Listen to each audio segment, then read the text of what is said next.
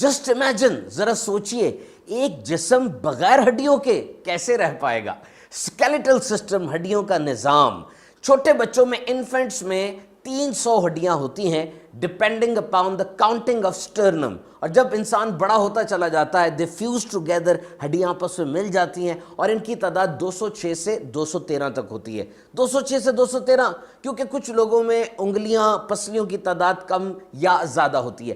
ہڈیاں light weight ہوتی ہیں لیکن پورے جسم کے وزن کو اچھے سے سنبھال لیتی ہیں. اور یہ ہڈیاں ہمارے مختلف اعضاء کی حفاظت کرتی ہیں، جیسے اسکل، کھوپڑی دماغ کی حفاظت کرتی ہے. اور یہ جو چہرے کے خد و خال ہیں، یہ جو شیپ ہے، یہ بھی کھوپڑی اور اسکل کی وجہ سے ہوتی ہے. اور یہ جو رب کیج ہوتا ہے، پسلیاں، یہ انسانی پھیپھڑوں کی اور دل کی حفاظت کرتے ہیں.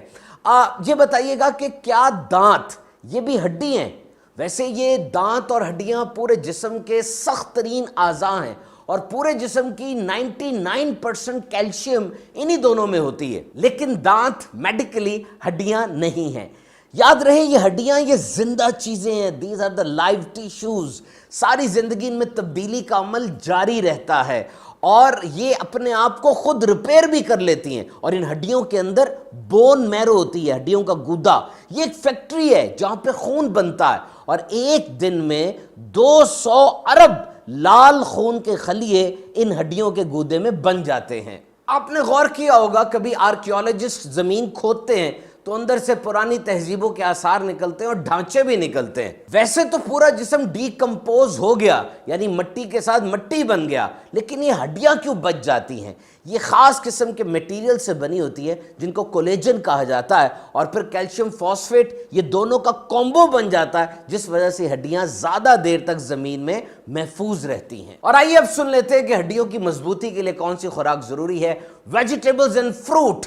خاص طور پہ جو بزرگ افراد ہوتے ہیں ان کو گرین اور یلو ویجیٹیبلز زیادہ کھانی چاہیے. ایکسرسائز. جب ہڈیاں بن رہی ہوتی ہیں ایکسرسائز کی بہت ضرورت ہوتی ہے اور 30 سال کی عمر تک انسان کی ہڈیوں کے بننے کا عمل مکمل ہو جاتا ہے. کیلشیم. ہڈیاں کیلشیم سے بنی ہوتی ہے تو ایک انسان کو دن میں 1000 ملی گرام کیلشیم کی ضرورت ہوتی ہے، جبکہ جو بوڑھی عمر کے افراد ہوتے ہیں ان کو 1200 ملی گرام کیلشیم کی ضرورت ہوتی ہے. اسی طریقے سے پروٹین.